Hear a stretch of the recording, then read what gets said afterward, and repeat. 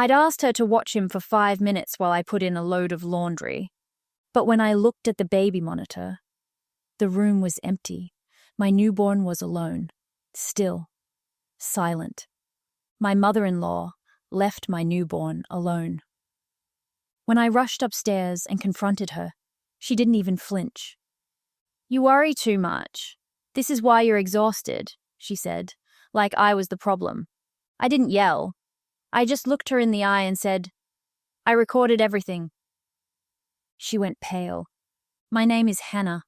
I'm 29 years old, a new mom to my beautiful baby boy Noah, and someone who's learned the hard way that not all help is helpful. My husband Mark and I were still adjusting to sleepless nights when his mother Diane began inserting herself into everything.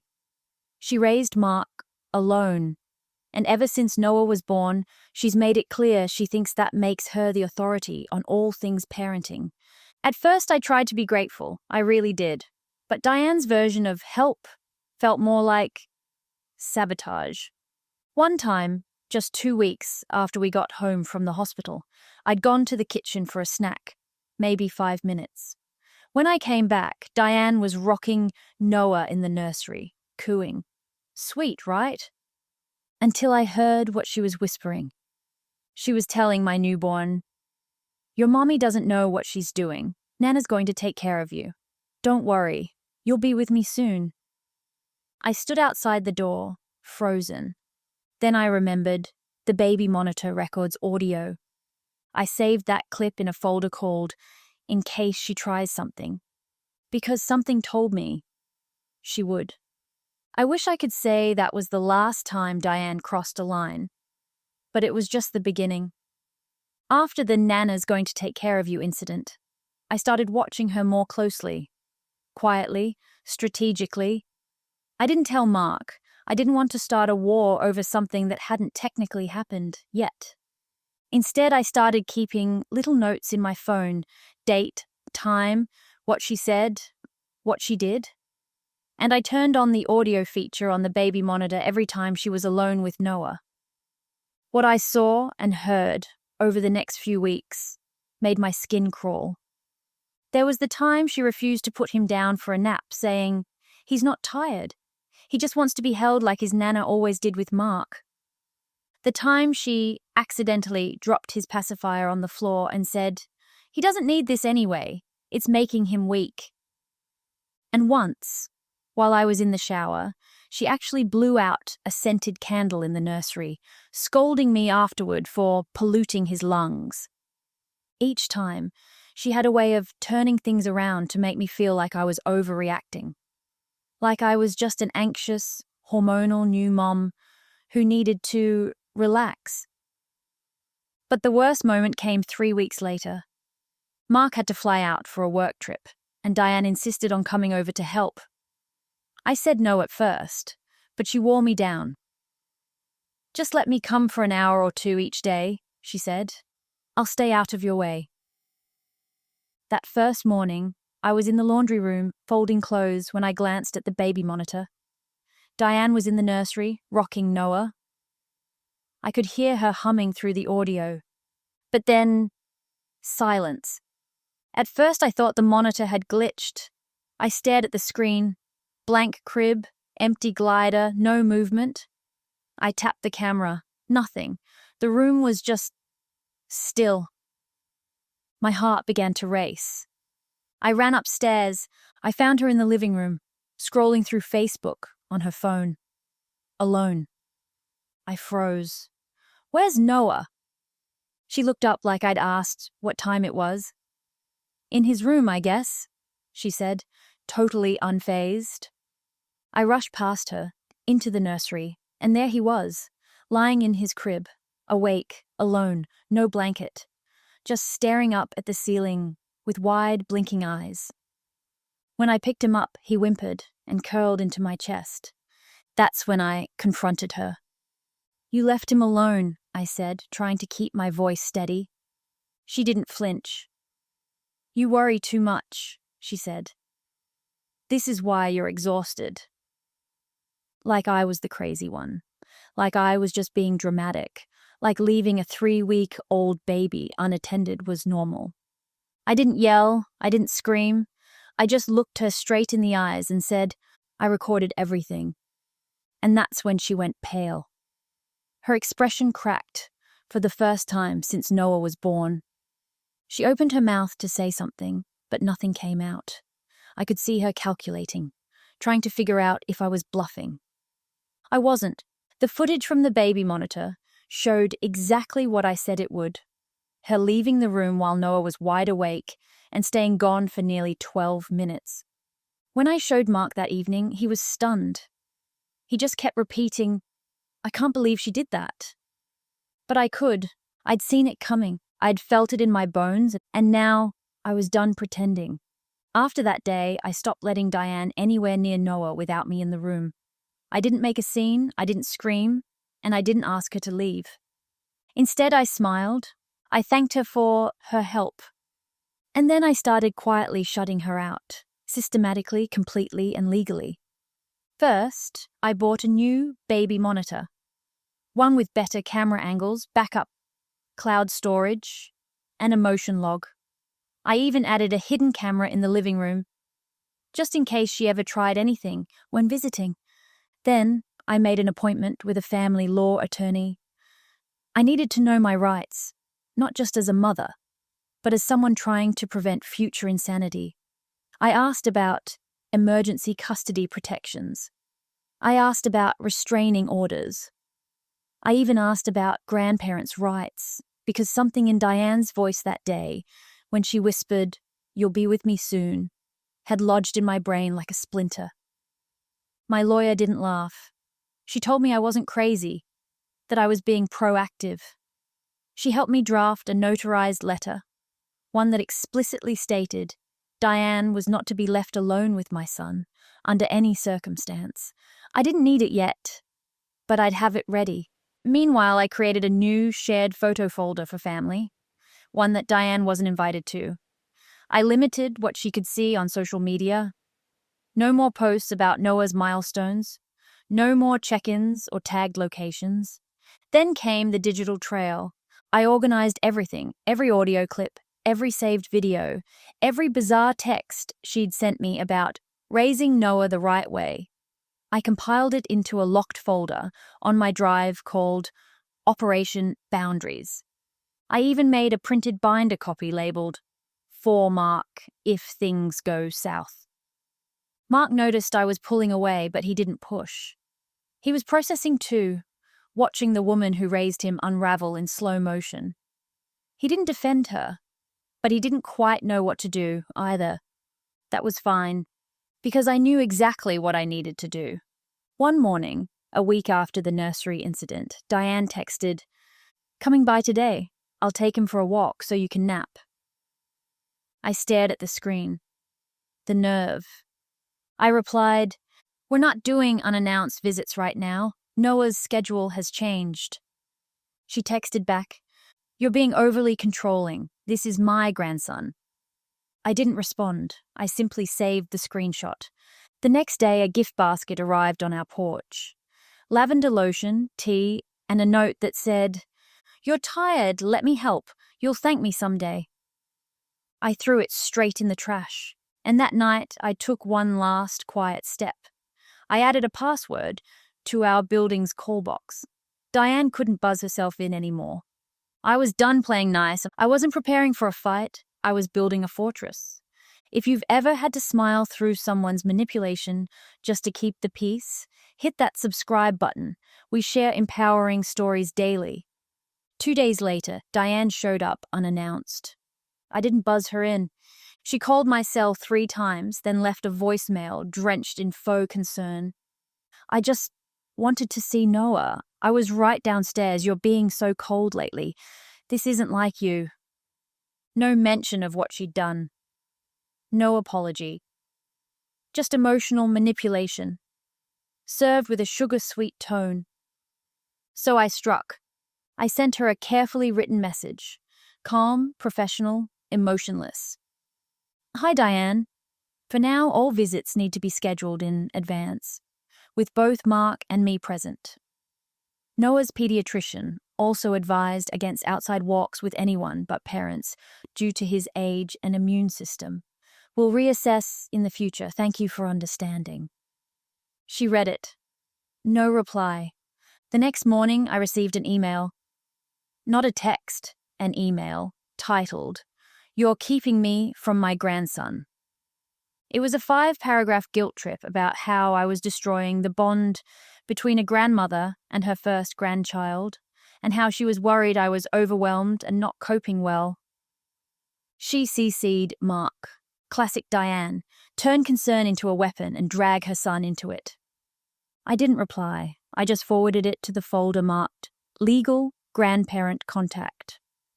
Then I logged into our pediatrician's portal and requested a letter confirming Noah's care plan and age-based safety boundaries. I printed it and slid it into the binder. But I wasn't done. That weekend, Mark's cousin Ellie came over for coffee. She pulled me aside before she left and said, "Hey, just so you know, Diane told Aunt Carol you've been leaving Noah with her because you're too tired to function. She made it sound like you're on the edge." I stared at her. Ellie leaned in. "She even said she might step in if things get worse. What does that mean?" That was it. The warning bells weren't just ringing, they were screaming. I contacted our lawyer again. This time I asked her to draft a formal document revoking Diane from our emergency contact list at the pediatrician's office and hospital. I also called the daycare we planned to use in a few months and told them Diane was not authorized to pick up Noah under any circumstances. Passwords, photos, written instructions, everything. Finally, I blocked her number from my phone.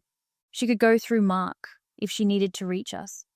But I wasn't going to give her the chance to twist my words, gaslight me in real time, or weaponize help ever again. I wasn't just documenting anymore. I was removing access, quietly, strategically, legally. And the best part? She didn't even know yet. Diane found out she was blocked when she tried to call me on a Tuesday morning and went straight to voicemail. She didn't wait long. That afternoon, Mark walked in from work, his expression tight. "Mom's upset," he said carefully. I didn't even flinch. "I'm sure she is. She says you've frozen her out, that you're," her words, "punishing her for caring." I took a breath, then opened the binder I'd been compiling for weeks. I flipped to the first tab, Incidents. Then, Monitor Recordings. Then, Legal Precautions. And finally, Pediatric Recommendations. Mark sat down. He didn't say a word while I walked him through each tab. He listened to the whisper she spoke to Noah that day in the nursery. His jaw tightened. He watched the footage where she left Noah alone in the crib and walked out of the room for 12 whole minutes. He read the email she CC'd him on, the one that blamed me, questioned my mental state, and painted herself as the selfless savior. When I was done, I said, "I don't need you to pick a side. I need you to understand why there is a line now." He nodded slowly. "Okay, you're right. I didn't realize how deep it went." Then he did something I didn't expect. He called her, put it on speaker. "Hey, Mom," he said flatly. "We need to talk. You're not going to see Noah unless Hannah and I are both present. And if you push this any further, we're prepared to get legal protection." There was a long pause. Then Diane exploded. "You're choosing her over your own mother?" she shouted. "She's turning you against me. She's unstable. She's keeping me from my grandson." "No," Mark said, calm as stone. "You did that. With your own behavior." She hung up. 2 days later, we received a letter from a family mediator Diane had hired, trying to force a grandparent visitation agreement. I was ready. I sent over the file. Every video, every voice recording, every documented incident, along with the pediatrician's letter recommending limited contact due to stress and safety concerns. The mediator reviewed it all and advised Diane strongly to withdraw her request, that pursuing legal action could backfire severely. She backed off. But that didn't stop the smear campaign. Within days, mutual family started calling. Texts from cousins, messages from Mark's extended relatives. "I heard you're keeping Diane from the baby. Is everything okay? She's devastated. She said you're struggling. Maybe give her another chance?" I didn't respond to any of them. Instead, I posted a single, calm, professional statement on my private social account. "For those who've asked, we've established boundaries with someone close to us due to repeated safety violations and manipulative behavior. This decision was not made lightly. We're protecting our son, our peace, and our future.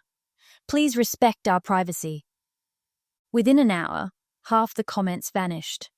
A few even messaged me privately to say they understood and that they'd seen Diane behave similarly in the past. That night, for the first time in weeks, I slept without checking the monitor every 15 minutes because I'd done what needed to be done. After Diane's failed attempt at forced visitation, her presence began to shrink. The calls stopped. The texts disappeared. The updates from mutual relatives slowed. It was like she'd vanished. At first, I thought it was peace. But then Ellie, Mark's cousin, texted me, "You should know. Diane's not doing great. She told Aunt Carol she's depressed, that she feels erased. She's been telling people you're keeping Noah away because of some imaginary incident." Imaginary. Even now, after all the evidence, she couldn't admit the truth. But the more she tried to manipulate the narrative, the more isolated she became. Because Diane didn't just underestimate me, she underestimated how closely people were watching. Mark's aunt, once her biggest supporter, called to apologize. "She said something awful the other day about how you were probably hoping to raise Noah without any help from Mark's side. I asked her directly about what happened, and she couldn't answer. She just got flustered and hung up." Friends stopped inviting her to family events. Some even removed her from group chats. She tried to pivot, posting vague, inspirational quotes on Facebook about forgiveness and misguided mothers and daughters-in-law who don't understand family. But it didn't land. Because by then, people had seen the mask slip. The final blow came when Mark called to share an update on Noah, a small milestone, a new sound he'd started making. And Diane said, coldly, "I wouldn't know. I'm not allowed to be a grandmother." Mark responded quietly, "You had the chance to be one. You blew it." She hasn't called since. After Diane disappeared from our lives, something strange happened. The house felt lighter. It wasn't just the silence, it was the absence of tension. The freedom to parent without second-guessing myself. The quiet joy of raising Noah in a space that felt safe. I started trusting myself more. If he cried, I didn't panic. If he skipped a nap, I didn't feel like I was failing. I stopped Googling every little decision. I stopped comparing myself to the mom Diane thought I should be. And Noah, he thrived. He smiled more, slept better, laughed louder. It was like he could feel it too, the peace, the safety. I started journaling again. I signed up for a baby music class, something I'd been too overwhelmed to do before. And I reconnected with a few mom friends I distanced myself from because I was too ashamed to admit how stressful things had gotten. One day, one of them told me, "You look lighter." She was right. Mark too began to open up more. He admitted he'd always felt pressure to defend his mom, to play peacemaker. "But now, I feel like I have a family I can protect," he said. "Not a family of obligation, a family of choice, ours." And every day, as Noah learned to roll, babble, giggle, I felt more grounded in the truth that had once terrified me. I am his mother, and I know what I'm doing. Looking back, the scariest part wasn't Diane leaving my newborn alone in a room. It was the way she made me question myself, the way she twisted concern into control, the way she wore her experience like armor, while chipping away at mine with every passive-aggressive comment, every undermining whisper. But the moment I said, I recorded everything, I stopped being afraid of her. Because I had the truth.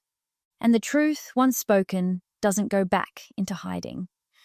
There are still days I feel a flicker of guilt, that quiet voice that whispers, was it too much? Did I overreact?